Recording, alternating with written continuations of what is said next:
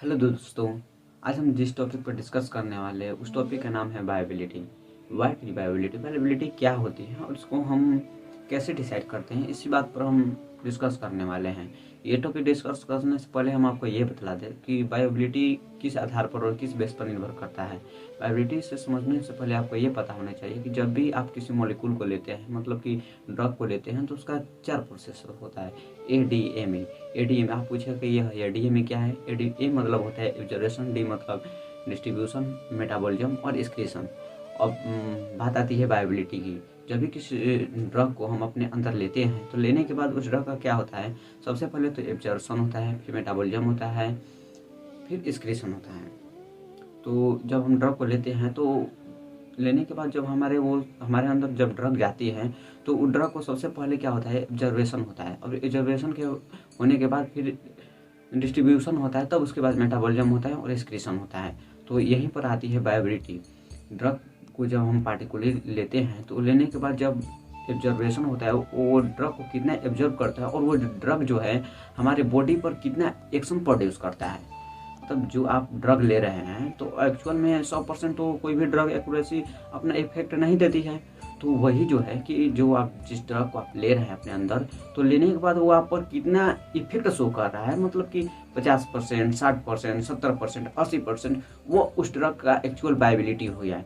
यानी कि आप किसी ड्रग को ले रहे हैं और आपको लेने के बाद मान लीजिए 100 mg को ले रहे हैं, अब वो 250 mg का इफेक्ट दे रहा है, 100 mg का इफेक्ट दे रहा है, 50 mg का इफेक्ट दे रहा है, तो वो जितना आपके बॉडी पर इफेक्ट शो कर रहा है उसी को बायोबिलिटी कहते हैं। यानी कि एब्जर्वेशन, वो एब्जर्वेशन कितना करता है वो बॉडी एक्चुअल बॉडी में जाकर, और वो ड्रग का कितना एब्जर्व हो रहा है हमारे अंदर, और एब्जर्व होने के बाद हमारे जब अंदर जाता है ड्रग और कितना एक्शन प्रोड्यूस कर रहा है, उसी को हम एक्चुअल में बायोबिलिटी कहते हैं। और बायोबिलिटी निर्भर करता है ऑब्जर्वेशन पर। अब ऑब्जर्वेशन अच्छा से होगा तो बायोबिलिटी भी अच्छी होगी।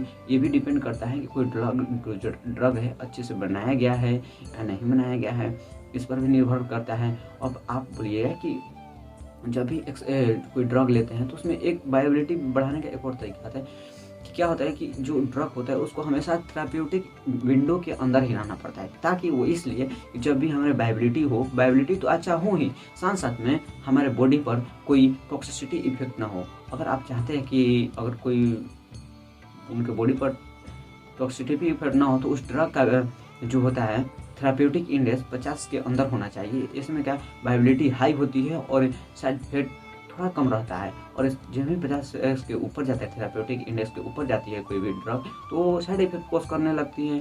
इसी तो एक्चुअल जो है एब्जर्वेशन आपके बॉडी में जितना होगा और ड्रग को लेने के बाद वो ड्रग जो है आपके बॉडी पर कितना एक्शन प्रोड्यूस कर रहा है और किस तरह आपके हेल्थ पर इफेक्ट डाल रहा है, उसी को एक्चुअल बायोबिलिटी कहते हैं। और आपने समझ गया। हम आने वाले नेक्स्ट वीडियो में और भी आयुर्वेदिक से लेकर बहुत सारी जानकारी देंगे जो